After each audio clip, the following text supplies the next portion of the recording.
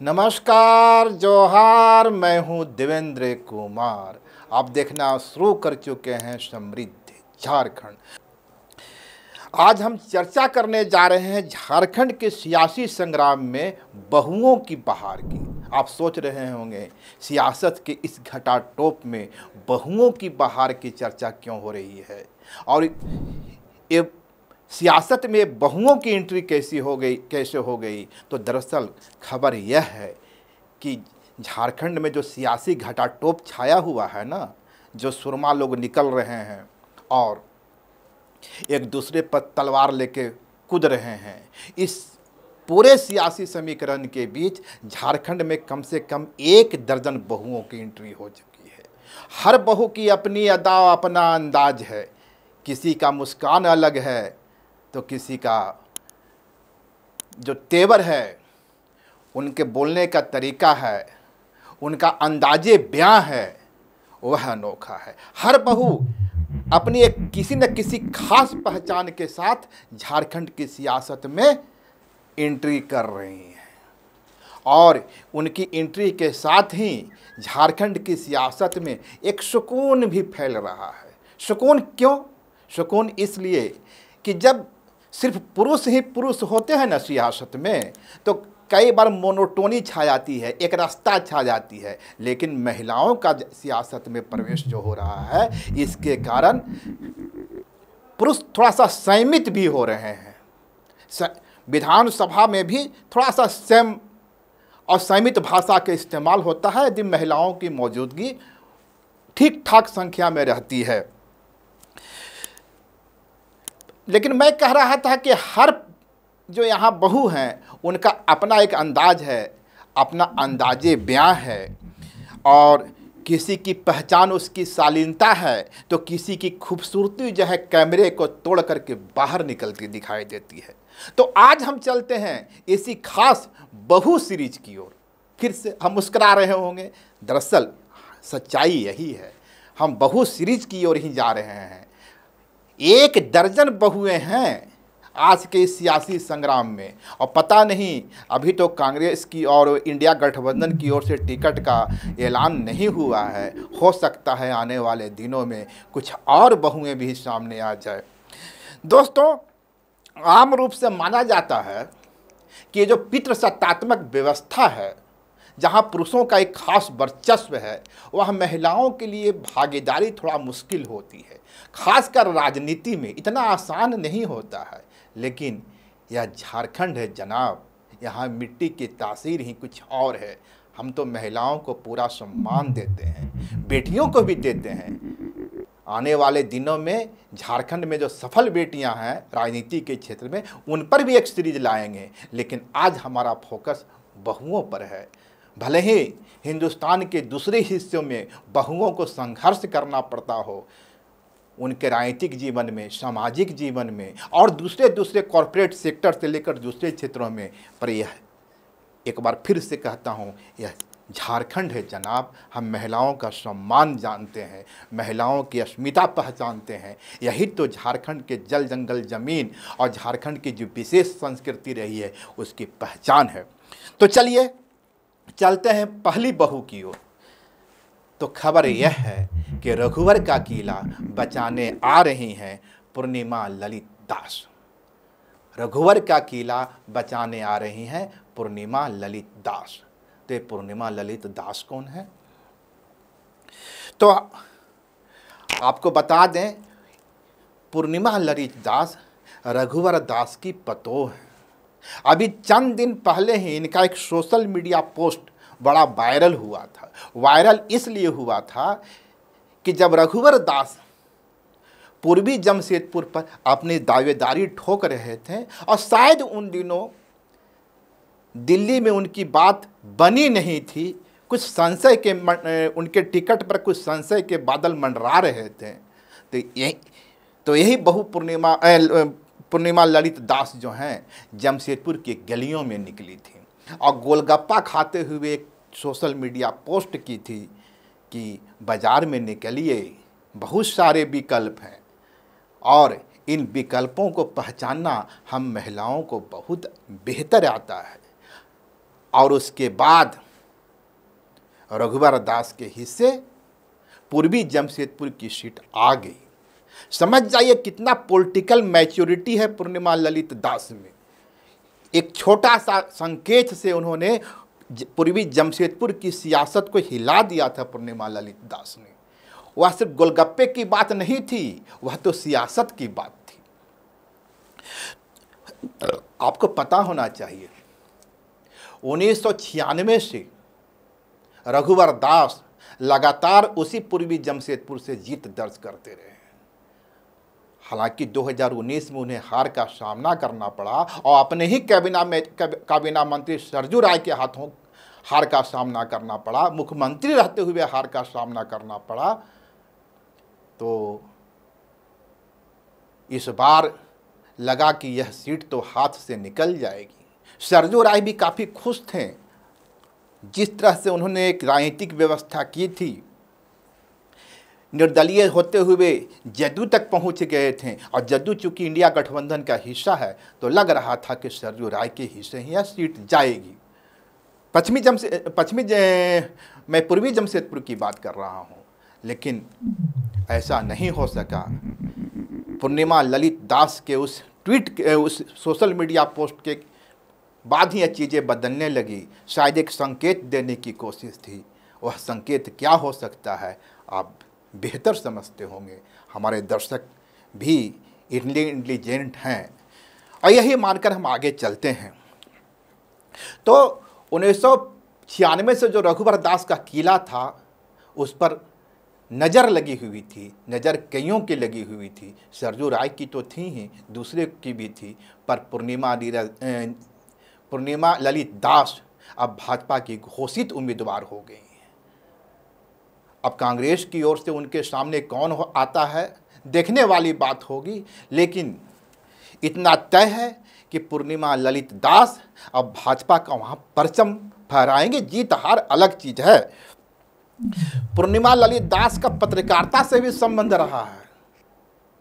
एक वेबसाइट में इन्होंने काम किया, सोशल मीडिया में इनकी बहुत सारी खूबसूरत तस्वीरें देखी जा सकती है, एक से एक तस्वीरें हैं। शायद यह भी एक कैंपेनिंग का ही हिस्सा था और पूर्वी जमशेदपुर के दिलो दिमाग में बैठाने की कोशिश थी कि जिस रघुवर दास के किले पर लोग नज़रें गड़ाए हैं वह रघुवर दास का किला हिलने वाला नहीं है।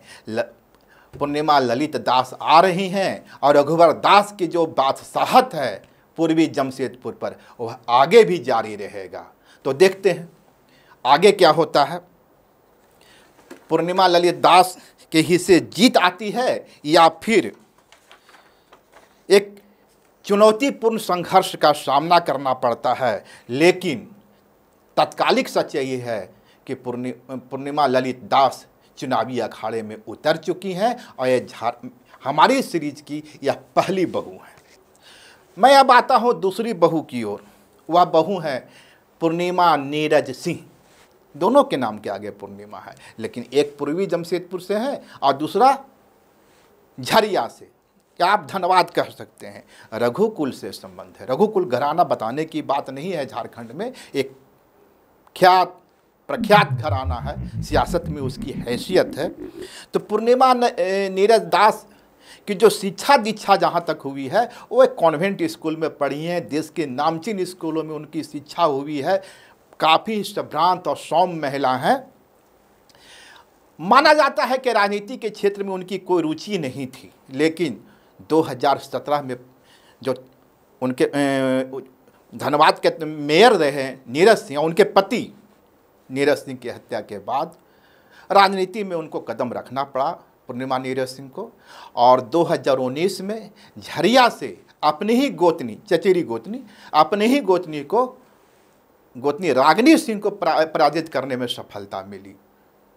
एक बार फिर से पूर्णिमा नीरज सिंह का झरिया विधानसभा से चुनाव लड़ना लगभग तय माना जा रहा है। हालांकि एक खबर यह भी है कि पूर्णिमा नीरज सिंह का भाजपा के साथ जो नज़दीकियों की उड़ती खबर थी, उसके कारण कांग्रेस का आला कमान इस पर एक विचार कर रहा है कि पूर्णिमा नीरज सिंह कितनी बेहतर विकल्प होंगी और कांग्रेस के प्रति उनकी वफादारी कितना टिकाऊ है। खैर, पूर्णिमा नीरज सिंह एक दूसरी बहू थी जो झारखंड की सियासत में अपना परचम फहरा रही हैं। हार और जीत तो अलग चीज़ है, राजनीति में अपने आप को बनाए रखना ही एक बड़ी बात है। तीसरा नाम है रागिनी सिंह। रागिनी सिंह का संबंध सिंह मेंशन से है। आप कह सकते हैं पूर्णिमा नीरज सिंह का भी संबंध सिंह मेंशन से है। ये सारे घराने एक ही होते थे। कभी कालांतर में परिवार बढ़ता गया तो घराने भी बनते गए। रागिनी सिंह संजीव सिंह से संबंध है, इनका पत्नी है, और सिंह मेंशन की बहू है। 2019 में पूर्णिमा नीरज सिंह के हाथों शिकस्त मिली है। भाजपा के चमकदार चेहरा हैं झरिया की सियासत में, धनबाद की सियासत में। इनका नाम कई दूसरे पदों के लिए भी चलता रहा है। एक बार फिर से भाजपा की ओर से इन्हें झरिया विधानसभा के लिए अपना उम्मीदवार बनाने की घोषणा कर दी गई है। तो देखना होगा कि झरिया के उस सियासी अखाड़े में एक बार पूर्णिमा नीरज सिंह और रागिनी सिंह का फिर से भिड़ंत होता है, या कांग्रेस किसी नए विकल्प की तलाश करती है, किसी नए चेहरे की खोज करती है। तो ये हुई तीसरी बहू। अब चलते हैं चौथी बहू की ओर। दीपिका पांडे जाना पहचाना चेहरा होंगे, आपका कृषि मंत्री है मौजूदा समय में। बादल पत्रलेख की जब विदाई हुई हेमंत मंत्रिमंडल से तो उसकी जिम्मेवारी दीपिका पांडे सिंह के ही कंधों पर आई और बेहतर मंत्रालय का जिम्मेवारी संभाल रही हैं। माना जाता है कि जो कई फाइलें बंद पड़ी थी, कई काम बंद पड़े थे, दीपिका पांडे सिंह ने जिम्मेवारी संभालते ही तत्काल उस पर कार्रवाई शुरू की है। यह एक परसेप्शन है, सच्चाई कुछ भी हो सकती है। तो जहाँ तक इनके पारिवारिक पृष्ठभूमि की बात है तो इनकी माँ जो है प्रतिभा पांडे झारखंड कांग्रेस के महिला प्रकोष्ठ का अध्यक्ष रह चुकी हैं, और इनके जो ससुर थे अवधेश बिहारी सिंह, उनका भी जहां से विधायक रहे तत्काल रूप से दीपिका पांडे विधायक हैं, महागामा से 4 बार विधायक रह चुके हैं अवधेश बिहारी सिंह। इनके पति रत्नेश कुमार सिंह शायद जमशेदपुर में कहीं काम करते हैं, उनका राजनीति से कोई रिश्ता नहीं है। यह बतलाने का मतलब मेरा यह था और यह है कि दीपिका पांडे सिंह का जन्म ब्राह्मण परिवार में हुआ, लेकिन इनकी शादी जो हुई वह कुर्मी परिवार में हुई है। तो यह एक साथ पिछड़ी जाति भी हैं और एक साथ ब्राह्मण जाति भी हैं। और यदि व्यक्तित्व की बात की जाए तो काफ़ी शांत, काफ़ी सौम्य महिला मानी जाती हैं। आपने कभी दीपिका पांडे सिंह के चेहरे पर गुस्सा नहीं देखा होगा, देखना होगा इस बार महागामा में उन्हें सफलता हाथ लगती है या चुनौती का सामना करना पड़ता है। लेकिन इतना तय है कि दीपिका पांडे सिंह भी झारखंड की सियासत में एक चमकदार चेहरा है। चौथी बहू पर आते हैं ममता भुइयाँ। लोकसभा चुनाव में पलामू के अखाड़े से उतर चुकी हैं। दुलाल भुइयाँ जो झामुमो में कभी बड़ा चेहरा होते थे झामुमो की सियासत का, उनकी संबंधी हैं। माना जा रहा है कि इस बार विधानसभा चुनाव, हालांकि पलामू लोकसभा चुनाव जो हुआ उसमें उन्हें हार का सामना करना पड़ा, ममता भुइयाँ जीत नहीं पाई, लेकिन एक हार से सियासत का अंत नहीं होता है। माना जा रहा है राजद की नज़र अभी भी ममता भुइयाँ पर बनी हुई है और आने वाला जो विधानसभा का चुनावी संग्राम छिड़ चुका है, जिसकी रणभेरी बज चुकी है, ममता भुइयाँ को भी एक विशेष जिम्मेवारी दी जा सकती है। और वह विशेष जिम्मेवारी क्या होगी, क्या सियासी अखाड़े में उतारा जाएगा, यह देखने वाली बात होगी। लेकिन ममता भुइयाँ भी झारखंड की सियासत का एक बहू हैं। अब पांचवी बहू की ओर आते हैं, वह है रश्मि प्रकाश। रश्मि प्रकाश सत्यानंद भोक्ता जो श्रम और नियोजन मंत्री मौजूदा मंत्री हैं, उनकी पतोह हैं और चतरा के सियासी गलियारे में इन दिनों काफ़ी सक्रिय हैं। और सक्रिय हों भी क्यों नहीं, इसीलिए तो इन्हें लाया गया है। आप सोच रहे होंगे यह पहेली क्या है, तो पहेली दरअसल यह है कि सत्यानंद भोक्ता 2000 और 2005 में भाजपा के टिकट से चतरा से चुनाव जीत दर्ज कर चुके हैं। 2019 में उन्होंने राजद के चुनाव चिन्ह पर सफलता हासिल की, लेकिन मुश्किल उनके सामने मुश्किल तब खड़ी हो गई जब उनकी जो जाति है भोक्ता जाति, भारत सरकार ने उसे अनुसूचित जाति में बदल दिया, अनुसूचित जाति की सूची में शामिल कर दिया। अब मुश्किल यह हो गई कि वह चतरा की जो सीट है वह अनुसूचित जाति के लिए सुरक्षित है और अनुसूचित जनजाति की महिला या पुरुष उस पर चुनाव नहीं लड़ सकते। और यहीं से सत्यानंद भोक्ता ने एक रश्मि प्रकाश की खोज की, या अपने लिए प्रकाश की खोज थी। हालांकि चतरा को रश्मि प्रकाश मिला, तो रश्मि प्रकाश अनुसूचित जाति से आती हैं, पढ़ी लिखी युवती हैं, काफ़ी धारा प्रवाह उनका भाषण भी चलता है, व्यक्तित्व कला है, बोलने की अदा है, खूबसूरत महिला हैं। तो रश्मि प्रकाश संभावित रूप से यदि राजद टिकट देती है, इस तरह इंडिया गठबंधन में जिस तरह घमासान की स्थिति मची हुई है वह एक जुदा बात है, लेकिन इतना निश्चित है कि रश्मि प्रकाश चतरा के अखाड़े से चुनाव लड़ने जा रही हैं। वह टिकट क्या होगा, अभी तो माना जा सकता है कि वह राजद के टिकट पर ही चुनाव लड़ेंगी। हालांकि राजनीतिक परिस्थितियों में परिवर्तन होता है, तो रश्मि प्रकाश कौन सा फैसला लेती हैं, सत्यानंद भोक्ता कौन सा फैसला लेते हैं, यह देखने वाली बात होगी। लेकिन राजद उनकी पहली पसंद है। अब आते हैं हम सीता सोरेन पर। सीता सोरेन जामा से विधायक 2009, 2014 और 2019 में जीत दर्ज करने वाली सीता सोरेन उसी जामा से, यह वही जामा है जहां से दुर्गा सोरेन ने 1995 और 2000 में जीत दर्ज की थी। लेकिन दुर्गा सोरेन की मौत के बाद सीता सोरेन के सामने चुनौतियां खड़ी हो गई। और दुर्गा सोरेन की जब मौत हुई 2007 में, तो उसके बाद दिसम गुरु ने जामा से अपनी पुतोह सीता सोरेन को अखाड़े में उतार दिया। सीता सोरेन ने, जैसा कि मैंने पहले कहा कि 2009, 2014 और 2019 में लगातार जीत दर्ज करने में सफलता भी प्राप्त की।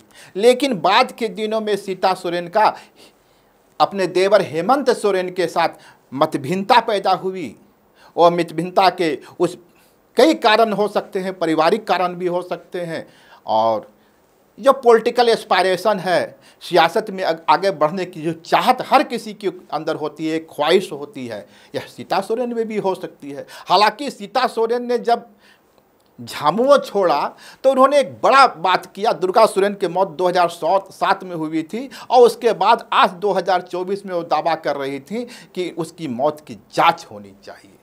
मामला संदिग्ध था, हो सकता है यह पॉलिटिकल बयान हो, लेकिन इतना तय है कि सीता सोरेन परिवार की बड़ी बहू थी हैं, और एक सम्मानित बहू हैं, आजकल भाजपा में हैं। और बड़ी खबर यह है कि सीता सोरेन जामा छोड़ करके जामताड़ा से चुनाव लड़ने जा रही हैं, और किनके खिलाफ लड़ने जा रही हैं? इरफान अंसारी के खिलाफ। जामताड़ा इरफान अंसारी का गढ़ माना जाता है, और उसका कारण है जामताड़ा में 30-31% आबादी जो है मुस्लिमों की है, और लगभग 27% आबादी जो है आदिवासी समाज की है। तो यदि 30% और 27% को जोड़ दें तो मोटा मोटी 57%, 1% ये लगभग 60% के आसपास आबादी है। इसके साथ ही पिछड़ी जातियों की भी कुछ आबादी है, अनुसूचित जाति की भी 7% आबादी है। कुल मिलाकर के डेडली कॉम्बिनेशन है आदिवासी और मुस्लिम समाज का, जिसके कारण उसे इंडिया गठबंधन का कांग्रेस और जेएमएम का किला माना जाता है। जेएमएम भी वहाँ से चुनाव जीत दर्ज कर चुका है। विष्णु भैया उसी जामताड़ा से चुनाव दर्ज किए थे, हालांकि और भाजपा से भी किए थे, बाद में उन्होंने जेएमएम की सवारी कर ली थी। कहने का मतलब है कि जामताड़ा इंडिया गठबंधन के लिए एक सबसे सुरक्षित सीट है और सीता सोरेन के कंधों पर इंडिया गठबंधन का जो सबसे सुरक्षित सीट है, सबसे सेफ सीट है, उसको भेजने की जिम्मेवारी मिली है। देखना होगा सीता सोरेन इस किले को भेज पाती हैं या अपना पॉलिटिकल करियर को दांव पर लगाती हैं। इसका फैसला तो विधानसभा चुनाव के बाद ही होगा। या मैं क्यों कह रहा हूं ऐसा, इसलिए कि लोकसभा चुनाव में भी सीता सोरेन को दुमका के अखाड़े से उतारा गया था और ये दावा किया गया था कि सीता सोरेन के आते ही एक जमीन पर एक भाजपा को मजबूती मिलेगी, भाजपा का सियासी जमीन मजबूत होगा, लेकिन ऐसा हुआ नहीं था। हालांकि एक ही घटना द्वारा हो ऐसा नहीं कहा जा सकता। ठीक है, सीता सोरेन के हिस्से लोकसभा चुनाव में सियासी शिकस्त मिली थी, इसका मतलब कदापि नहीं है कि विधानसभा चुनाव में भी इसकी पुनरावृत्ति हो, लेकिन चुनौती गंभीर है और बेहद मुश्किल है, इतना तो कहा जा सकता है। अब आते हैं, ऐसे तो बहुएं बहुत हैं, एक अभी भी कतार लगी हुई है, लेकिन हमारी एक सीमा है। तो एक कल्पना सोरेन जिनके बारे में कहा जाता है कि झारखंड में आजकल कल्पना सोरेन की सुनामी आई हुई है। यह सुनामी कितनी बड़ी है और रेक्टर पैमाने पर इसका क्या स्केल है, यदि इसे समझना हो तो कल्पना सोरेन का जरा वीडियो देख लीजिए। उनकी रैलियों में, कल्पना सोरेन की रैली में जो भीड़ उमड़ रही है, आदिवासियों का, महिलाओं का, बच्चों का, युवतियों का, युवाओं का जो जन सैलाब उमड़ रहा है, बहुत कुछ कहता है। दावा यह किया जाता है कि कल्पना सोरेन की रैलियों में उमड़ती हुई यह जो भीड़ है, इसी के कारण भाजपा के रणनीतिकार बार बार अपना गियर चेंज कर रहे हैं। कभी ब्रेक लगा रहे हैं तो कभी एक्सीलेटर दबा रहे हैं। समझ में नहीं आ रहा है गाड़ी हाँकनी किधर है। यह है कल्पना का सुनामी। कल्पना सोरेन का जो परिवार है, उड़ीसा से आई हैं, उनका शिक्षा दीक्षा हालांकि कहा जाता है कि एक अवसर पर रांची में भी हुई है। पिताजी सेना में थे तो सैनिक स्कूल में भी शिक्षा हुई है, बीटेक की डिग्री है, एमबीए की डिग्री है, और यही कारण है कि एक साथ जितना शानदार अंग्रेजी बोलती हैं उतना शानदार हिंदी बोलती हैं। उड़िया, संथाली और जो मुंडारी भाषा है, यह इस पर तो उनका कमांड है ही है। तो कल्पना सोरेन झारखंड की सियासत में और कहा जाए वीमेन पॉलिटिक्स में, आदिवासी महिला सियासत में भी एक बड़ा चेहरा है।